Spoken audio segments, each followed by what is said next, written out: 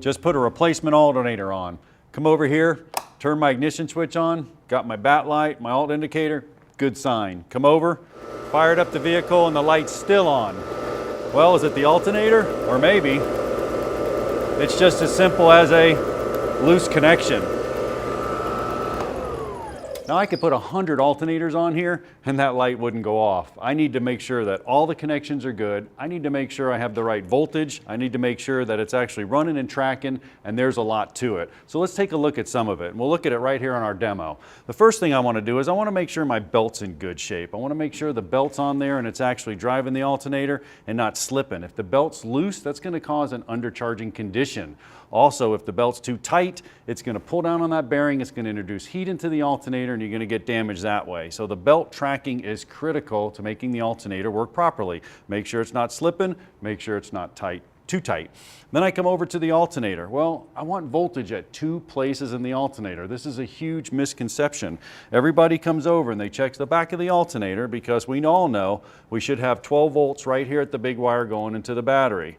Well, 9 times out of 10 you will. But the problem lied on our system right here in the field voltage. Now the field voltage is a fused circuit that goes up into the car. I also need 12 volts there because that's going to energize the field and cause the alternator to charge. So I want to check the 12 volts right there as well. So the back of the alternator and the field voltage going to it. Make sure you get a schematic, check your manufacturer specifications, and make sure you have the voltage in the right places before you go replacing the alternator, because we saw it wasn't going to fix the problem. It was just simply a loose connection. Now we can also check those loose connections. There's a term out there called voltage drop. And here's what you do. It's really simple. Voltage drop any one of these systems. You can come over to this terminal right here, which is the back of the alternator. Once again, I'm going to go this time to the positive. So if I go to the positive terminal, my meter's going to read 0. Then I come over and fire up the car. When you fire up the car, you're going to watch for a voltage drop. You don't want any more than 0.3 of a volt, 0.5 for the whole system voltage drop. Same thing with the negative. I'm going to come over to the negative terminal, scratch the alternator, make sure I get a good connection right there on the alternator because the alternator is case grounded. We're going to see some problems with alternators that wouldn't torque properly or not grounded well, and that's going to cause a voltage drop. Well, what does that mean? Well, think about this for a minute. The 12 volts is going in, it's energizing that field. That's how an alternator works. So if I only have 10, 9, 8, 7 going in there, it can never really full field, it can never really put out its full potential of what it needs to run the car. So it's going to be working twice as hard. You're going to have premature failure in the alternator every time. Make sure the belt's tracking, make sure you got good voltage, make sure all your connections are good, make sure it's lined up. Then turn your attention to the battery. Make sure you have a good battery, okay? If your battery's no good, listen, an alternator only charges what a battery needs. So watch this. If I have some resistance problems, you can see right here, this would cause voltage drop. The first wire right here.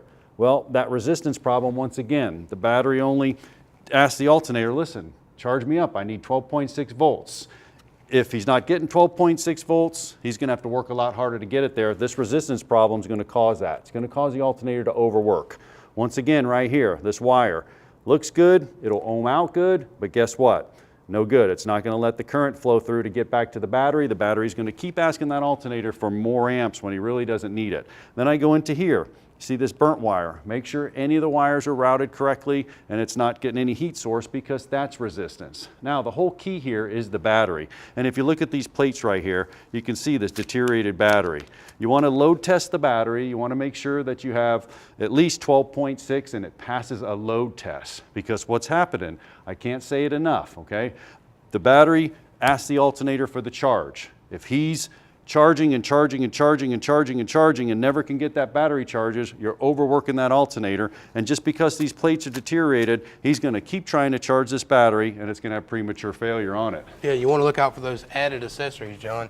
Really puts a beating on the alternator. Yeah, this one right here, this is a massive amp. We see this all the time. We get a bunch of stereo systems in there. You have the factory alternator on there. It's not going to do the job. The amp rating is key. But you know, offer some replacement alternators with some high outputs. That's going to help with that situation. Once that amplifier's been on that system for a while, it's going to start cooking that alternator. And you can see here, this one's burnt, and it's just continuously to work all the time and never gets a break. And that's the key right there. No matter what the situation is, what I talked about, if the battery's shorted, voltage drops, undercharging situation, you're going to have this stator is going to be overworked on here, and you're going to burn up that alternator internally. You won't even know it. You could replace it 100 times. It's going to keep coming back with failure. Definitely. Also, we got one right here, John. This one's soaked with oil, you know. It's going to get down to the inside of the alternator. It's not going to charge out. It's going to overheat, and it's going to die out on you. And, you know, it could happen within 3 or 4 weeks, just repetitive, because you had a simple oil leak. You know, it's terrible that it's replacing them just because of a leak. And you know what? Sometimes the coolant hoses go right over top of these. You know, heat's an enemy to an alternator. Make sure you keep all the heat sources away. Try to route it. Put the shields on if there's shields there. You have fans to pump air through there. If you replace an alternator, you have a fan on the back and a shield. That's there for a reason. Some of these fans are internal. It may not look like it has a fan, but it does. And it has to pull that air through there in order to cool it. So, hey, I can't get that bolt in because it's a 10 millimeter. It's real pain. Throw it in the garbage. You're going to overheat the alternator every time. Don't do that. Make sure, and this contamination, you got to fix the oil leak, you got to fix the coolant leak, or this is just going to be a repetitive failure. Right here, look at this one, John, over torqued here. You can see here this fan is actually just rubbing right against the case itself. You can't put this on with an impact gun. Yeah, you want to use a torque wrench every time for sure. I mean, this isn't going to spin. That's going to be pretty obvious. But you know, you could put a brand new one on. It may spin a little bit and just be touching. You could get some noise that way, or you can even see a mark right here. It looks like somebody clocked this. I mean, that's not a warranty issue. If you take these things apart, a lot of times the stators are soldered into the diodes back there in the rectifier bridge. You start clocking these things, you end up breaking wires. You're going to have problems. So you don't want to take them apart. And when you put these on, torque wrench is key. Also, right here on the back, this lug here, look, it's bent. You know, these get broken off. You can't get the proper voltage. It's going to have issues. Yeah, once again, voltage drop. Bent, cross-threaded, not torqued to specifications, loose cables. It's not getting out what it needs to get out to the battery. Keeps charging, trying to charge that battery. He wants that voltage, and he's going to work hard to get it over there. Once again, installation error. It wasn't actually an alternator problem. No, not at all. And look at here. I've seen this several times. You know, they put these pulleys back on. When they put the nut on, they just cross-thread it and beat it on with an impact. Yep. And it happens all the time. Yep. If you look right here, this alternator, John, you can actually see what it looks like when you get it back off. All these threads are ate up, and you're going to have And the charging shaft as problems. well. Yeah, this is going in there. This is going to cause problems, noise Belt, problems, belts, alignment. belt alignment. And then we have, look at here. This is one of them decoupler style alternators, you know, spring loaded to help with the belt.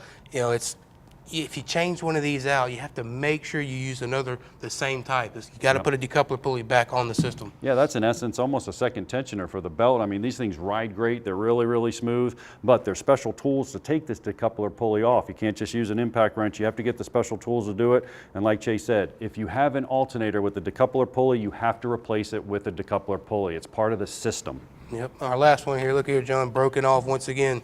Improper installation. You know, it's not a warranty claim. You can't just put these things and torque them down. You have to work the bolts together, put it in smooth, tighten them up when all together. You won't be breaking them off that way. Yeah, you don't want to hammer them on there. Just start a bolt, come back, start another bolt, get them lined up, snug them down finger tight, and then come back, get the torque specifications, put it on. Now, maybe this just cracks a hair. You could get a noise, you could get a rattle in there, or it totally breaks off. Now, what if this is the ground? Imagine that. Yeah, you're going to lose power. Exactly. You don't have a ground return to this, so you're going to have a problem there as well. You know, it's unbelievable. Over 50% of the alternators come back and there's not even warranty claim issues. So if you follow some of these tips, you can solve that problem.